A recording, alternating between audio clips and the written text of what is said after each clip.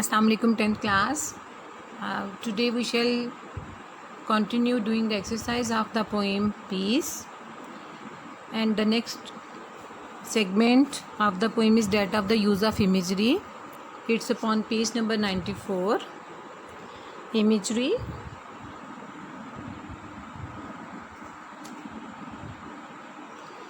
Imagery means the use of images in the form of pictures. The use of images in the form of pictures. Imagery क्या होती है कि poet जो है वो अपनी पोइम में इस तरह के वर्ड्स यूज़ करता है कि हमारे माइंड में पिक्चर क्रिएट हो जाती है उन मनाज़र की। दोबारा से सुन लें, इमेजरी ये होती है कि पोइट वर्ड्स ही इस तरह के यूज़ करता है कि हमारे माइंड में उन वो जो सीन्स हैं उनकी पिक्चर बनना शुरू हो जाती है। So the credit goes to the poet who uses such a kind of words. ठीक है, वर्ड्स ही ऐसे कमाल के होते हैं। आपको पता है जब हम डैफोडिल्स पोइम पढ़ते हैं तो जिस तरह से वो वर्ड डिस्क्राइब करता है वो सीन हमारे माइंड में क्रिएट होता चला जाता है। हम इमेजिन करते हैं वही लेक, हम इमेजिन करते हैं डैफोडिल्स, हम इमेजिन करते हैं डैफोडिल्स का कलर, हम इमेजिन करते हैं डैफोडिल्स की स्विंगिंग। सो ये क्या होता है, ये पोइट्री का कमाल होता है कि पोइट इस तरह से पोइम लिखता है कि हमारे ज़हन में वो सीन जो हैं वो क्रिएट होना शुरू हो जाते हैं। अब वो सीन्स क्रिएट करने के लिए जो वर्ड्स यूज़ करता है उसको बोलते हैं यूज़ ऑफ इमेजरी। यहाँ पे मैं बस एक जनरल सा ही जैसे इन्होंने दिया है उसको बता देती हूँ। There are 5 types of imagery each corresponding to 1 of 4 senses. अब इमेजरी जो है वो 5 टाइप्स की है। ठीक है, विजुअल आँखों से रिलेटेड, ऑडिटरी सुनने से रिलेटेड, टेक्टाइल टच करने से रिलेटेड, ऑल्फैक्टरी स्मेल यानी सूंघने से रिलेटेड, और गस्टेटरी होता है टेस्ट से रिलेटेड। ठीक है, अब ये जो हाई यूज़ ऑफ इमेजरी है ना, ये हमें मिलता है जॉन कीट्स की पोइट्री में, जिसमें वो सारी सेंसेस उसने यूज़ की हुई हैं। 5 सेंसेस उसने यूज़ की हुई हैं अपनी पोइट्री में इमेजेस की। ठीक है, चलो एनीहो हम आगे मूव करते हैं और वो काम जो आपके एग्ज़ाम से रिलेटेड है उसकी तरफ आ जाते हैं। Page number 95। The next segment is that of grammar. Grammar section of the exercise. Page number 95. Kinds of pronoun.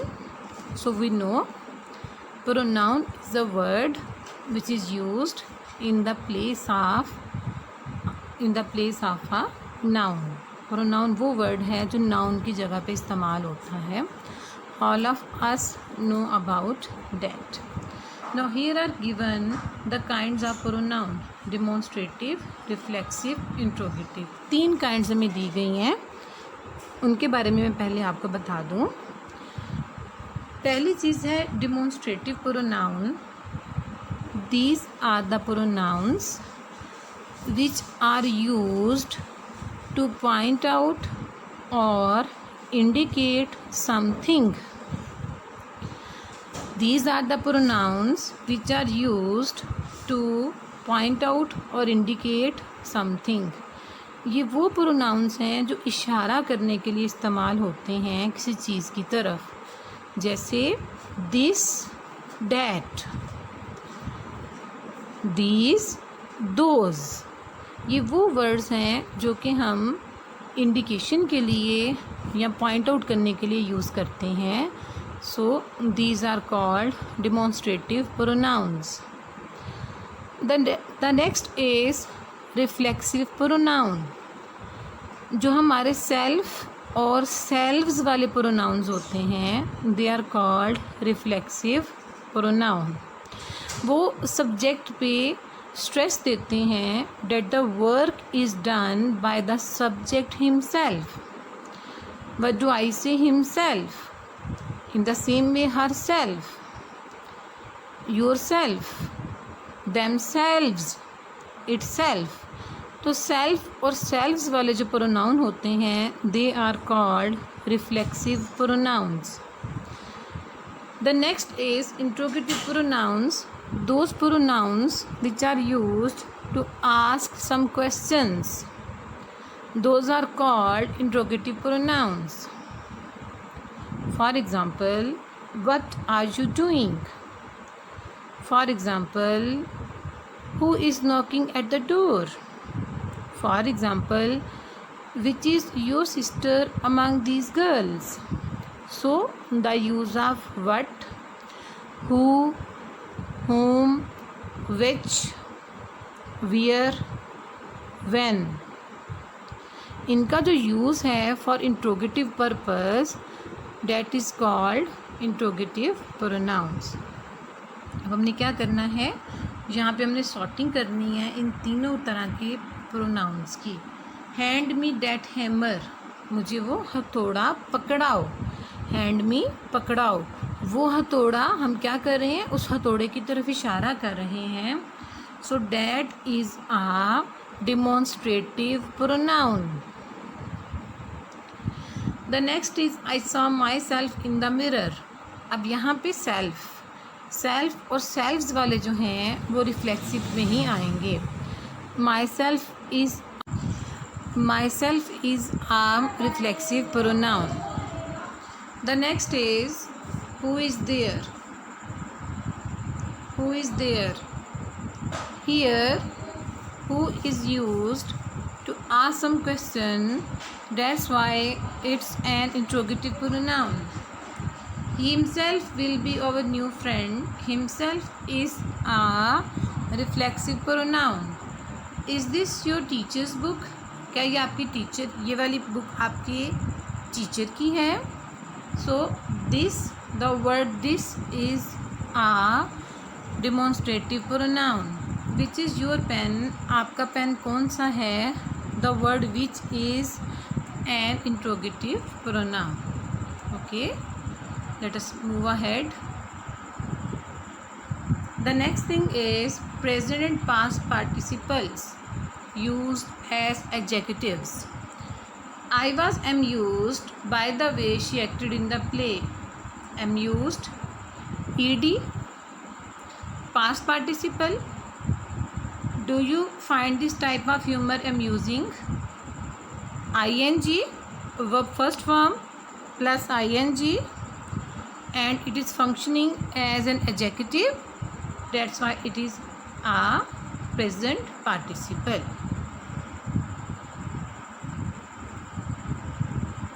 Now listen, अगर हम वर्ब की फर्स्ट फॉर्म के साथ ing लगाएं और वो एडजेक्टिव बन जाए, वो सेंटेंस में एडजेक्टिव का काम दे, तो उसको हम बोलते हैं प्रेजेंट पार्टिसिपल. अगर हम वर्ब की थर्ड फॉर्म को एडजेक्टिव के तौर पे इस्तेमाल करें, उसको हम कहते हैं past participle.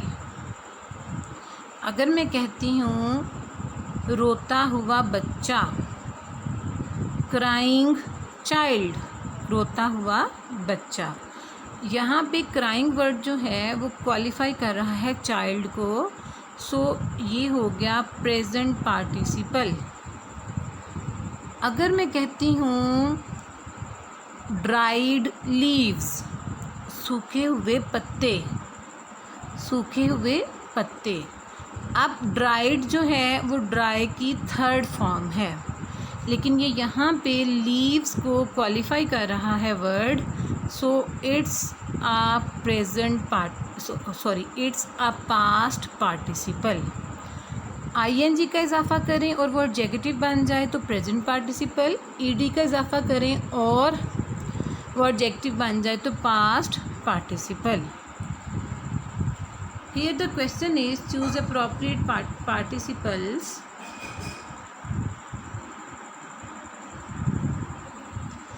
The movie was really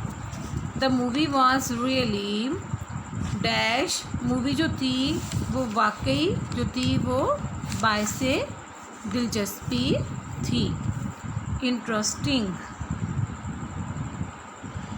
I thought it was a good lecture, मुझे लगा कि अच्छा लेक्चर था, but I wasn't very dash in the topic, लेकिन मैं टॉपिक में बहुत ज़्यादा मगन नहीं था, इंटरेस्टेड, मगन नहीं था। Our town is so dash, there is nothing to do here, हमारा टाउन इतना बोरिंग है कि यहाँ पे करने के लिए कुछ नहीं। बोरिंग, बोर करने वाला, बोरियत देने वाला, उकता देने वाला, ठीक है। Are you dash with that game already, क्या तुम उस गेम से पहले ही बोर हो चुके हो, बोर हो चुके हो, board, past participle. Have you heard her loaf, क्या तुमने उसकी हंसी सुनी है। इट्स सो डैश, ये बहुत ही ज़्यादा गुस्सा दिलाने वाली है, बहुत ही ज़्यादा इरिटेटिंग है, गुस्सा दिलाने वाली, annoying, present participle. I am really dash with one of my coworkers, मैं अपने कोवर्कर्स में से एक के साथ तो सच में बहुत नाराज़ हूँ, नाराज़ हूँ, annoyed, past participle. The city was dash during the storm, जो शहर था वो तबाह हो गया तूफ़ान के दौरान। डैमेज्ड, तबाह हो जाना, तबाहशुदा था तूफ़ान के दौरान। The information was quite dash to his reputation, ये जो खबर थी ये उसकी शोहरत के लिए बहुत ही नुकसान का बायस थी। डैमेजिंग, बायस से नुकसान। This treatment is really great, ये ट्रीटमेंट सच में बहुत अच्छा है। It's made me feel so dash, इसे जो है ये मुझे ट्रीटमेंट वाकई मुझे रिलैक्स करता है। It makes me feel so relaxed, past participle. I didn't like that movie, मुझे मूवी पसंद नहीं थी। I thought it was too dash, मुझे लगा ये बहुत ही ज़्यादा मायूस कुन है। Depressing, present participle. The next is the use of gerund phrase, infinitive phrase and prepositional phrase. These are very important क्योंकि MCQs में इनमें से क्वेश्चंस लाजमी आते हैं, ठीक है। अब हमने it's upon page number, I am now upon page number 97 of your text. Gerund phrase देखते हैं क्या होता है। The gerund phrase includes the gerund and the object of the gerund और any modifiers related to the gerund. पहले देख लेते हैं जेरेंड क्या है। हो सकता है प्रीवियस जी मुझे याद है कि सेकंड जो था आपका चाइनीज़ न्यू ईयर में मैंने आपको जेरेंड बताया भी था और आपको एग्जाम्पल से समझाया भी था। दोबारा बता देती हूँ। अगर हम वर्ब की फ़र्स्ट फॉर्म के साथ आईएनजी लगाएं और वो नाउन बन जाए या वो नाउन का किरदार अदा करे, यानी किसी चीज़ का नाम बन जाए, तो उसको हम जेरेंड बोलते हैं, ठीक है। जैसे मैंने आपको तब भी एग्जांपल दी थी, स्मोक, सिगरेट पीना, स्मोकिंग, सिगरेट नोशी, स्विम, तैरना, स्विमिंग, तैराकी, ठीक है। अब जेरेंड फ्रेज़ क्या है कि पहले जेरेंड आएगा, ठीक है, और उसके बाद क्या है, उसके बाद उसका ऑब्जेक्ट आएगा। तो वो जितना पार्ट बनेगा सेंटेंस में वो हमारा कहलवाएगा जेरेंड फ्रेज। जैसे आप यहाँ पे एग्जांपल देखें, the students gather signatures for increasing the hours of the library. Student ने सिग्नेचर ले लिए, किस लिए, for increasing the hours of library, library के आवर्स बढ़ाने के लिए, ठीक है। बढ़ाओ, अच्छा बढ़ाओ, हम इसको करेंगे इजाफा। इंक्रीज़ बढ़ना, इंक्रीजिंग इजाफा, ये हो गया जेरेंड। जेरेंड के बाद आ रहा है जेरेंड का ऑब्जेक्ट। इजाफा, किस चीज़ में इजाफा, आवर्स में इजाफा। इंक्रीजिंग जेरेंड और आवर्स हैं इसका ऑब्जेक्ट, तो ये हो गया हमारा gerund phrase. The next is infinitive phrase. अब हमें पता है कि हम अगर वर्ब की फर्स्ट फॉर्म के साथ फर्स्ट फॉर्म से पहले टू लगा दें और वो ना का मतलब दे, करना, खाना, पीना, ठीक है, तो वो हमारा बन जाता है इन्फिनेटिव। अब इन्फिनेटिव फ्रेज क्या होगा कि पहले आपका आएगा इन्फिनेटिव, उसके बाद उसका आएगा ऑब्जेक्ट। जैसे एग्जांपल में देखें, टू डायरेक्ट इन्फिनेटिव हो गया, the other players.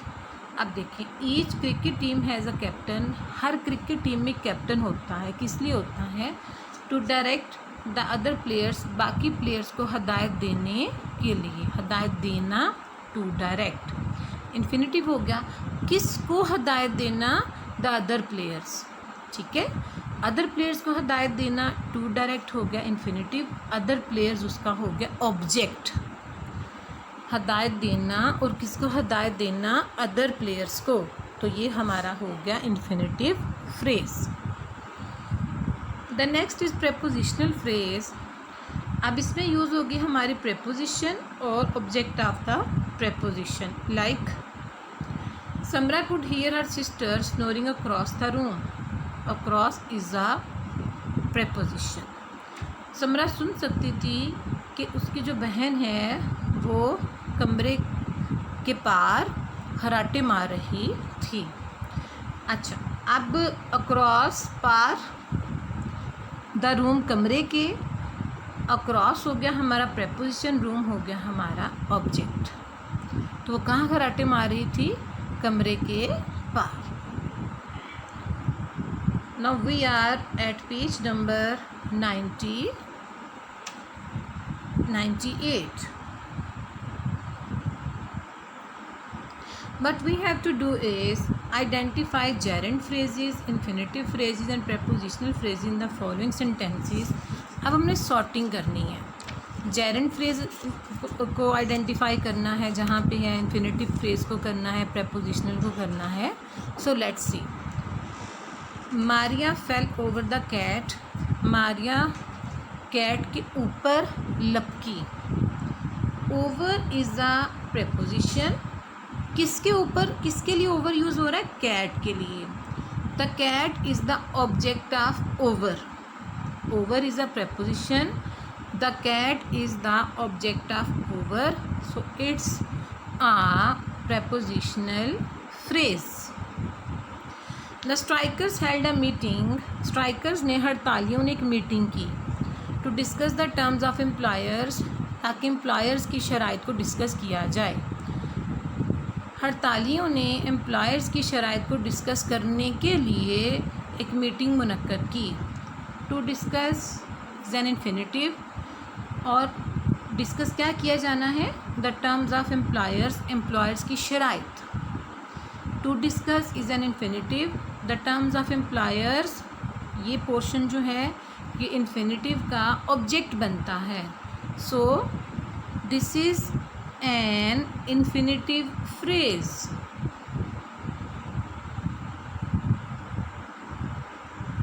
The next is after learning the parts of speech the class begin studying punctuation.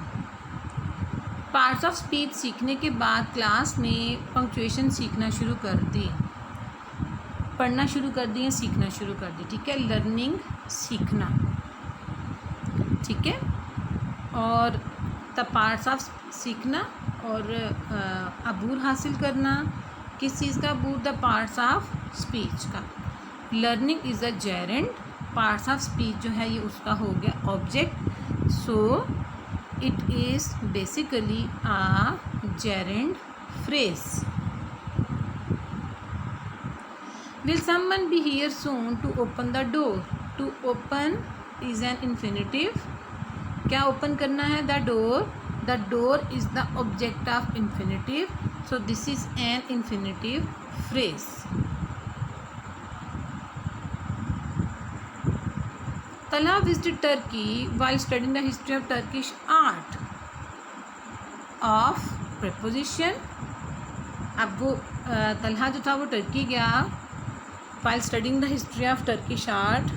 Turkish art की हिस्ट्री पढ़ने के दौरान। तो यहाँ पे ऑफ का ऑब्जेक्ट है Turkish art, So it is a prepositional phrase. Before putting too much effort into the project, project में इतनी ज़्यादा एफर्ट सर्व करने से पहले, पुट डालना, सर्व करना, it's a gerund. You should get some guidance from your boss. तुम्हें boss से गाइडेंस लेनी चाहिए, तुम्हें बॉस से गाइडेंस लेनी चाहिए। सो पुटिंग हो गया जेरेंड और एफर्ट हो गया हमारा ऑब्जेक्ट, ठीक है। सो ये हमारा हो गया gerund phrase. Does the captain want us to lower the sails before we enter the harbour. तो कैप्टन हमसे चाहता है टू लोअर, कि हम लो कर दें द सेल्स, बाद बानों को। To lower is an infinitive, the sails ये हो गया टू लोअर का object. So this is an infinitive phrase. मतलब क्या बनेगा कि कैप्टन चाहता है कि हम बाद बानों को नीचे कर दें बंदरगाह में दाखिल होने से पहले। I shall stop here. The next question is about oral communication skills, which is not included in our examination. And आप लोगों ने क्या करना है बेटा, ये जो फ्रेजेस है ना, ये बहुत अच्छी तरह पढ़ने हैं, इनको आइडेंटिफाई करना सीखना है।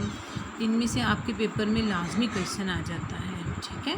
फ्रेजेस और क्लॉजेस ये बहुत ज़्यादा आपके क्लियर होने चाहिए। Okay, see you tomorrow. Till then, अल्लाह हाफिज़।